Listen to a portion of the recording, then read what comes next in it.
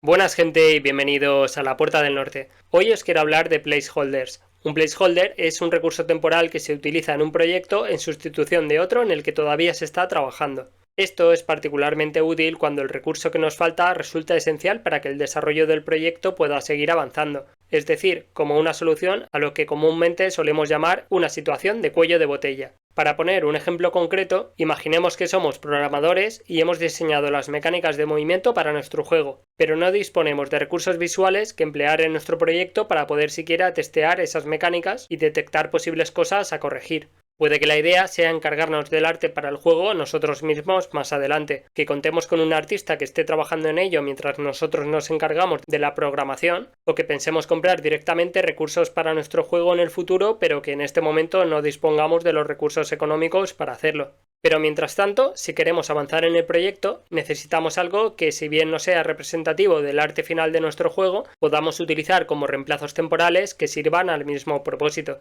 Se trata de una práctica que no solo es que esté extendida en el desarrollo de videojuegos, sino que diría que es casi imposible imaginar un proyecto en el que no se utilicen placeholders en algún punto del desarrollo. Y en este sentido tenemos una infinidad de ejemplos de todas las formas y colores en las que este tipo de placeholders se han empleado en casos reales para proyectos de todo tipo, desde formas geométricas básicas y colores simples hasta los típicos greybox maps que yo mismo utilizo.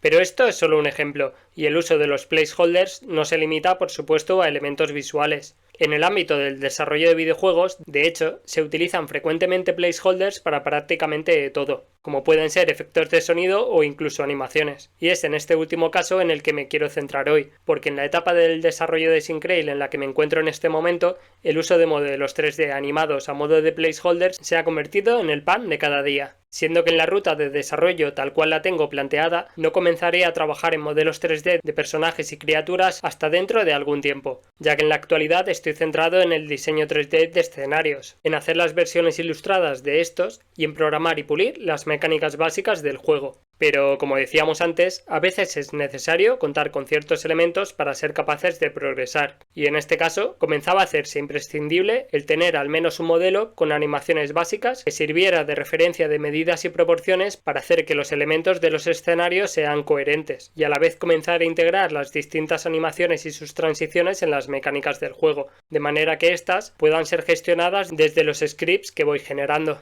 De hecho, durante algún tiempo estuve utilizando un simple cubo alargado a modo de placeholder para probar las mecánicas básicas de movimiento, al cual terminé por añadirle una esfera en su parte frontal para poder saber hacia qué dirección miraba el personaje. Pero, como digo, a medida que el proyecto avanzaba, era necesario poder hilar un poco más fino y comenzar a comprobar cosas como que las transiciones entre la animación de idle y la de caminar funcionan correctamente cuando el personaje comienza a desplazarse por el escenario. Y puede que estéis pensando, oye, ¿y por qué no le dedicas unas cuantas sesiones a modelar y animar a algún personaje? Pues veréis, aunque pueda parecer una buena idea a priori, en la práctica no es algo demasiado recomendable el interrumpir el flujo de trabajo específico que se está siguiendo en una etapa dada de un proyecto, especialmente cuando se trabaja en solitario en un proyecto que abarca diferentes ámbitos creativos como lo es un videojuego. En este caso, mi flujo de trabajo en la actualidad consiste básicamente en repetir un loop de crear modelos 3D low poly de escenarios, crear versiones ilustradas en pixel art de esos mismos escenarios, crear versiones ilustradas en alta resolución a partir de estas y trabajar en las mecánicas que constituyen el núcleo jugable del juego, integrando todo lo anterior para testear el progreso cada 2 o 3 sesiones de trabajo. Además, ocasionalmente también dedico tiempo a otras cosas que rompen el loop, como trabajar en el contenido para el canal o escribir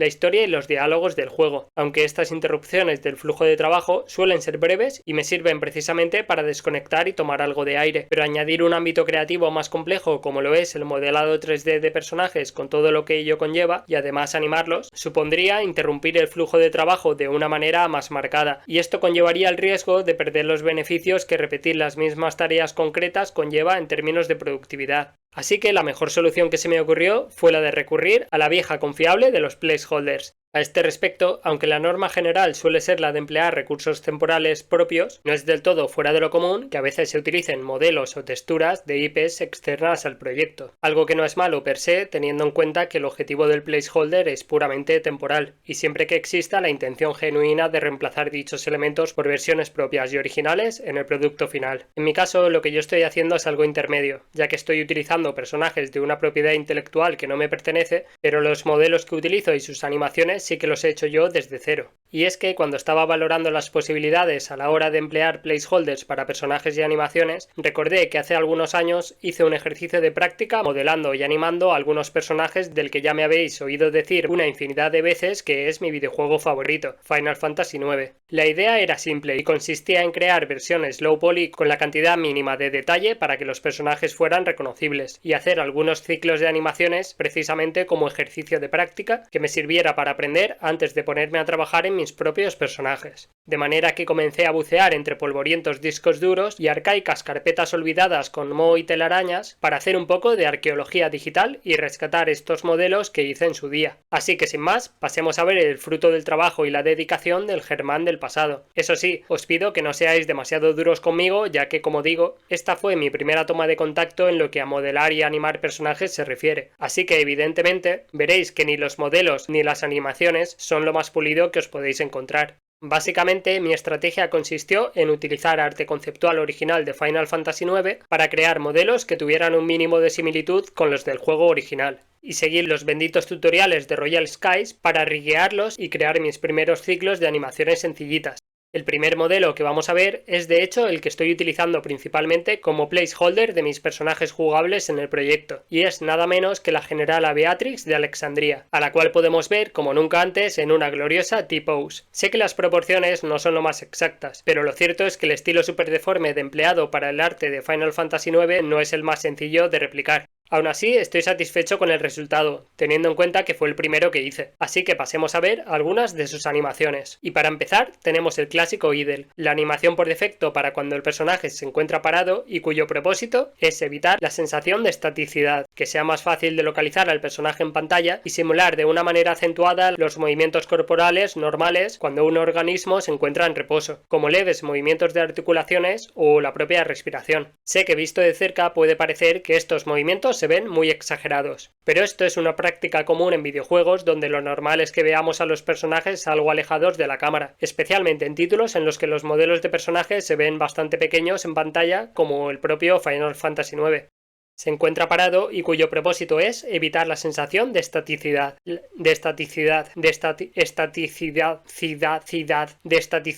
evitar la sensación de estaticidad, que sea más de estaticidad.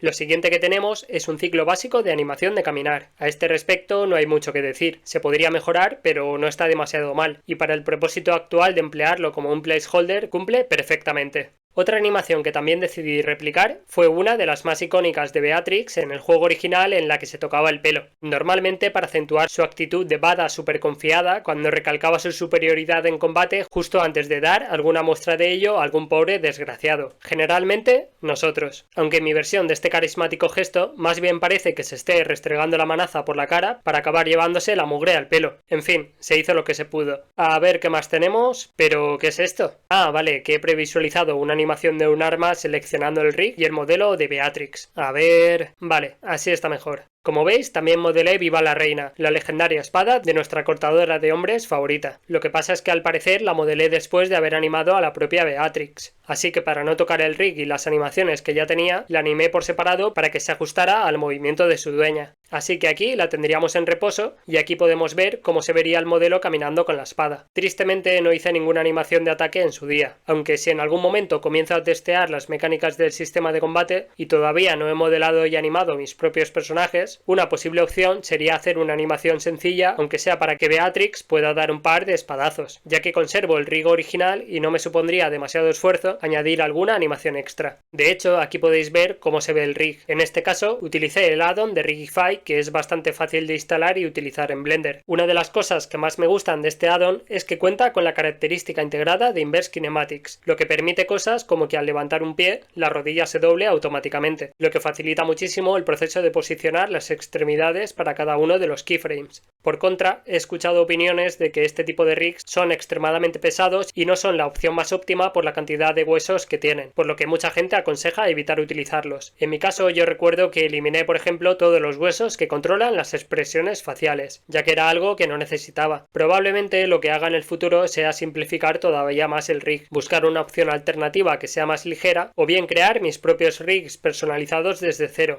Pero tengo que decir que si no fuera por la cuestión del rendimiento, Rigify para mí fue sin duda la opción perfecta, ya que no necesité demasiado tiempo para aprender a implementarlo y comenzar a animar. Era fácil de adaptar a los modelos que hice en su día y detalles como la función de Inverse Kinematics hicieron que trabajar con esta herramienta fuera bastante sencillo y práctico. Nuestro siguiente modelo es una de las míticas soldado genéricas de la Guardia Alexandrina, subordinadas directas de la propia Beatrix. El modelo en sí no está mal y creo que es bastante reconocible para cualquiera que haya jugado Final Fantasy IX. En este caso también hice las animaciones de Idle y de caminar, que creo que no me quedaron del todo mal, pero sin duda el premio gordo se lo lleva la animación de correr. La verdad es que hasta me había planteado el no mostraros esta animación en el vídeo, pero como veis, en este canal, la transparencia ante todo. En mi defensa tengo que decir que la animación no se ve tan mal cuando se reproduce a una mayor velocidad, como os mostraré más adelante cuando veamos la implementación que he hecho de estos placeholders en el juego hasta ahora. Y con esto pasamos a nada menos que al antagonista principal de todo Final Fantasy IX, el mismísimo Kuya, o Kuja. Ya sabéis que con esto de la pronunciación de nombres de juegos localizados en su día, en los que no había doblaje sino que todo el juego tenía que ser leído, pues es normal que cada uno tuviera su forma personal de pronunciar cada nombre, sino que se lo pregunten a Heraru Taru con lo del árbol Lifa.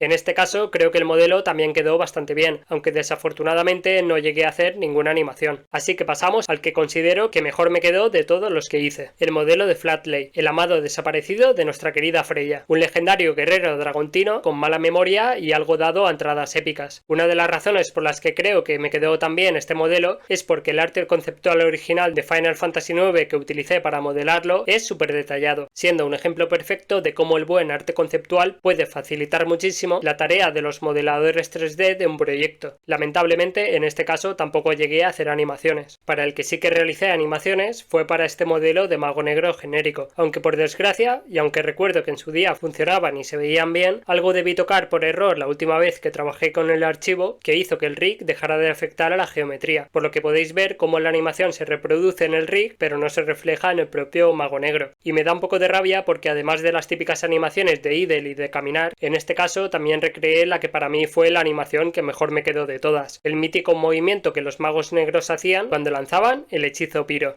Y con esto llegamos casi al final con los dos modelos que considero que me quedaron peor, teniendo al príncipe Puck y a nuestra querida reina Brain, sin animaciones y con unos modelos no demasiado inspirados para ser honestos. Así que pasemos ahora a ver algunos de los usos que he estado haciendo de estos modelos y animaciones recientemente a medida que voy trabajando en Syncrail. Y como os decía antes, el modelo que estoy utilizando como personaje jugable en este caso es el de Beatrix, con lo que puedo mostraros, ahora sí, qué tal se ven las animaciones de reposo y de caminar en el propio juego, así como las transiciones, que en este caso son casi inexistentes porque me interesaba que el inicio y el cese del movimiento sean algo prácticamente instantáneo. Y ya que nos ponemos a caminar, aprovecho para mostraros algunos de los avances de la ciudad de Cires, de la cual ya hemos hablado en vídeos anteriores. A ver qué nos encontramos a medida que recorremos sus plazas y callejuelas.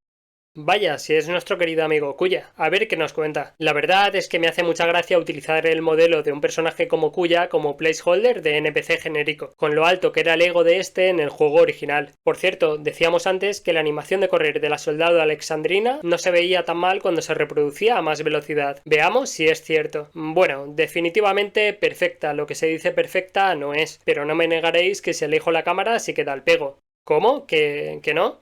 Bueno, me callo. Si es que no me dejáis pasar ni una. Y mirad quién está aquí, si es Flatley, quien ha vuelto en forma de otro NPC genérico. A ver qué nos cuenta. Pues nada, ya sabéis. Y bueno, como habéis visto, Cires estará compuesta principalmente por tres zonas urbanas. Las dos primeras, que corresponden a la entrada de la ciudad y a la plaza principal, son las que acabamos de ver, y a efectos de 3D las considero acabadas. Y de hecho ya estoy trabajando en sus versiones pixel art.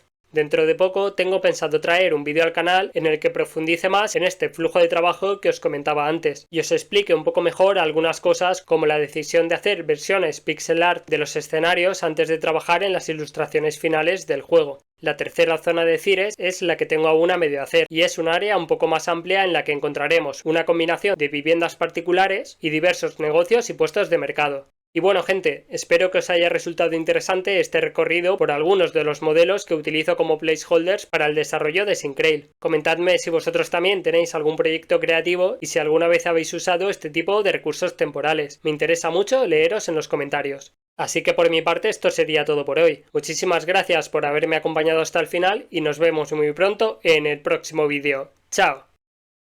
Pero no me negaréis que si alejo la cámara sí queda el pego. ¿Que no? ¿Que no? ¿Cómo? ¿Que no? Vale, me callo. ¿Cómo? ¿Que no? ¿Cómo? ¿Que no? Pero no me negaréis que sí queda el pego. ¿Que no? ¿Cómo? ¿Que no? Vale, me callo. ¿Cómo? ¿Que no? Bueno, me callo. Si es que no me dejáis pasar una.